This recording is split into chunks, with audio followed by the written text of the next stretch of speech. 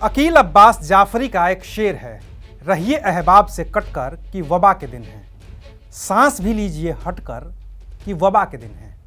अहबाब होता है दोस्ती यारी और वबा होती है महामारी। दुनिया पिछले 1 साल से एक महामारी की चपेट में है, कोरोना की चपेट में है।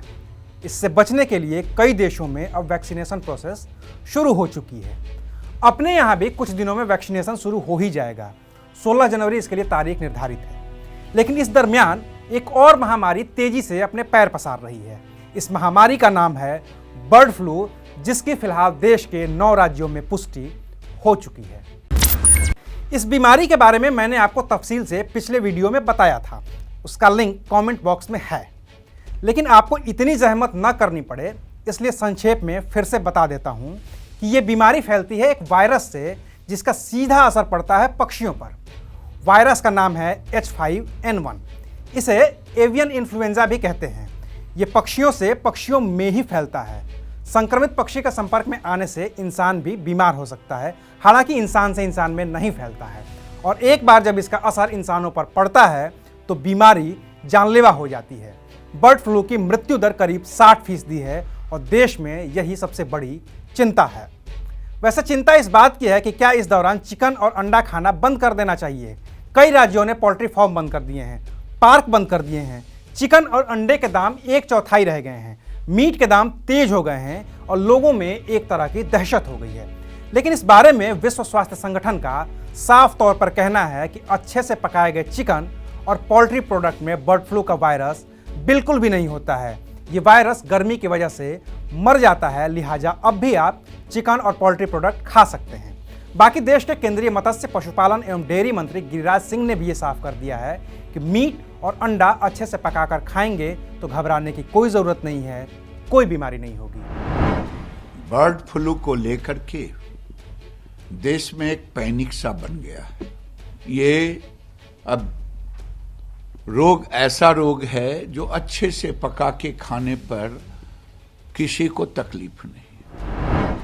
वहीं केंद्रीय मत्स्य पशुपालन एवं डेयरी राज्य मंत्री संजीव बालियान ने भी कहा है कि भारत में यह बीमारी पक्षियों से इंसान में फैलने की अभी तक कोई पुष्टि नहीं हुई है। 2015 से हर साल सर्दियों में कुछ न कुछ स्टेट से रिपोर्ट हमेशा होता है और करीब 15 दिन या 1 महीने के अंदर कंट्रोल है। तो ये पहली बार नहीं है। 2015, 16, 17, 18, 19, 20 पिछले साल भी रिपोर्ट्स आई थी कुछ प्रदेश से।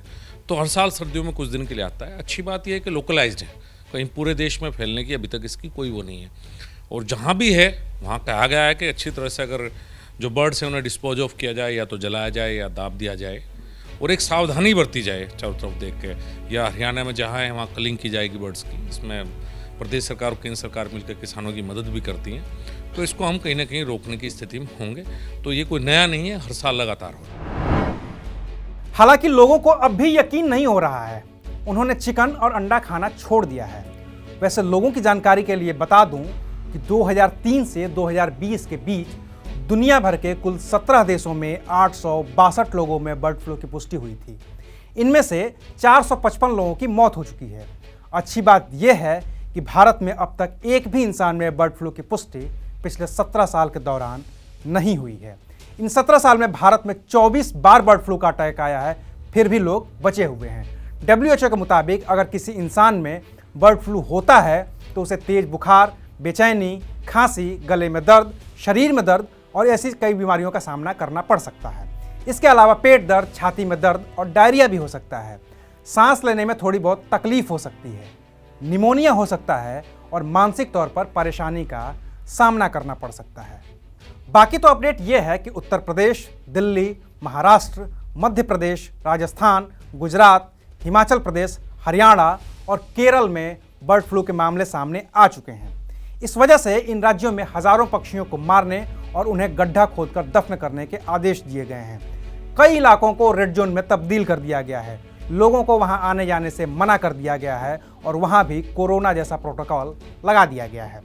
केंद्र सरकार ने चिड़ियाघरों को निर्देश दिया है कि वे पर्यावरण मंत्रालय के तहत आने वाले केंद्रीय चिड़ियाघर प्राधिकरण यानी कि CZA को हर दिन अपनी रिपोर्ट भेजें।